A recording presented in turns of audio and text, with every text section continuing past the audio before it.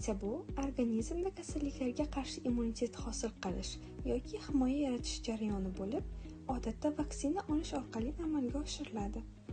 Vaksinalar immun tizimini rag'batlantirib, organizmni ma'lum kasalliklardan himoya qiladi. Natijada inson kasallanmaydi yoki infeksiyani boshqalarga yuqtirmaydi. Normal holatda immun tizimining organlari va hujayralari organizmni bakteriya va viruslar kabi zararli mikroorganizmlardan himoya qiladi. Immun hujayralari organizm bo'ylab doimiy harakatda bo'ladi va hujayralar yuzasidagi antigenlarni kuzatadi. Sog'lom hujayralar o'ziga xos antigenlarga ega bo'ladi. Kasallangan yoki begona hujayralarning antigenlari esa boshqacha bo'ladi. Immun tizimi odatda sog'lom hujayralarga tegmaydi, ammo begona antigenlarni aniqlab, ularga qarshi kurashadi. Keyin immun hujayrasi mikrobning antigenini uning yuzasida ko'rsatadi. Bu infeksiyaga qarshi kurashishga yordam berish uchun boshqa turdagi immun hujayralarini faollashtiradi. Masalan, ba'zi faollashtirilgan immun hujayralari tanadagi yuqtirilgan hujayralardagi antigenni tanib oladi va keyin ularni yo'q qiladi. Boshqa faollashtirilgan immun hujayralar plazma hujayralar deb ataladi. Ular antikorlar deb ataladigan molekulalarni ishlab chiqaradi. Bu antikorlar tanangiz bo'ylab harakatlanadi va faqat o'ziga xos antigenga ega bo'lgan mikroblarni bloklaydi. Keyin boshqa immun hujayralari ushbu antikorlarga ega bo'lgan mikroblarga hujum qiladi. Infeksiya yo'qolgandan so'ng antigen ta'siriga uchragan ba'zi immun hujayralari xotira immunitet hujayrasiga aylanadi. Kelajakda agar bir xil turdagi mikrob tanaga yana zarar yetkazsa, xotira immunitet hujayralari uni yo'q qilishga tayyor bo'ladi va odamning kasal bo'lib qolishini oldini oladi. Bu tabiiy immunitet deb ataladi. Ko'p hollarda bu umr bo'yi davom etadi. Kasallikning o'zidan tabiiy immunitetni olishning muammosi shundaki, ba'zi tabiiy ravishda yuqtirilgan infeksiyalar jiddiy asoratlarni keltirib chiqarishi mumkin. Masalan, poliomiyelit falajga yoki o'limga olib kelishi mumkin. Qizamiq miyaning shishiga olib kelishi mumkin. Bu ayniqsa 5 yoshgacha bo'lgan bolalarda miyaning doimiy shikastlanishiga yoki o'limiga olib keladi. Va ko'kyo'tal, pnevmoniya, nafas olishning sekinlashishi yoki to'xtashi va o'lim kabi asoratlarni keltirib chiqarishi mumkin. Ayniqsa 1 yoshgacha bo'lgan bolalarda. Alomatlar hammada ham og'ir bo'lmasligi mumkin bo'lsa-da, kimning juda kasal bo'lib qolishini, hatto o'lishini bilishning iloji yo'q. Vaksinalar sizni ushbu kasalliklardan va ularning zararli alomatlaridan himoya qilishi mumkin. Vaksinalar ko'pincha oz miqdorda zaiflashgan yoki o'ldirilgan mikroblarni o'z ichiga oladi. Ammo ba'zilarida RNK yoki DNK kabi genetik materiallar mavjud bo'lib, ular tananing o'z hujayralari uchun mikrob antigenini yaratish bo'yicha ko'rsatmalar beradi.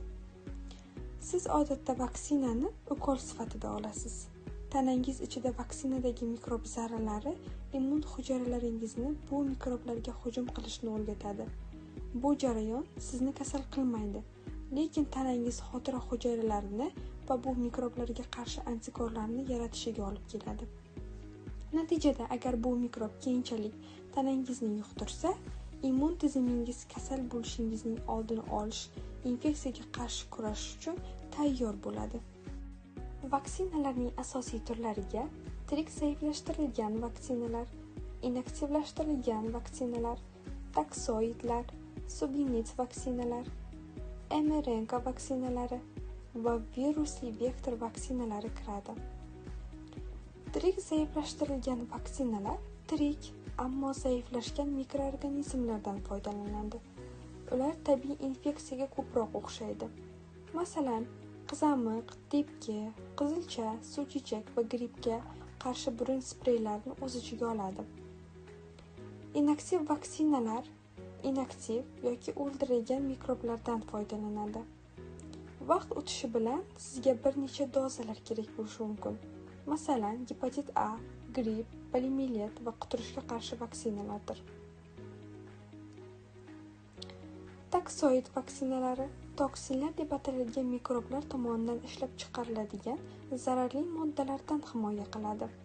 Ular taksoidlar deb ataladigan toksinlarning zaiflashtirilgan versiyalaridan foydalanadilar. Kasalliklardan himoya qilish uchun esa sizga ma'lum bir ukollar kerak bo'lishi mumkin. Masalan, difteriya va qo'qshorni o'z ichiga oladi. Subunit vaksinalari mikrobning faqat ma'lum bir qismidan foydalanadi. Ular mikrobning bu asosiy qismiga kuchli immunitet beradi. Bu vaksinalar shuningdek kuchaytiruvchi ukollarni talab qilishi mumkin. Misol uchun, ko'k-yo'tal yoki gepatit B vaksinasi kiradi. Mikroblar tomonidan toksinlardan foydalanish o'rniga mRNK vaksinalari xabarchi RNK yoki mRNK deb ataladigan maxsus RNK turini o'z ichiga oladi. mRNK hujayralaringizni mikrobning antigenini ishlab chiqarishni buyuradi. Bu esa immun javobini qo'zg'atadi. Bu vaksinalar tirik viruslarni o'z ichiga olmaydi va ularning DNKsini o'zgartirmaydi.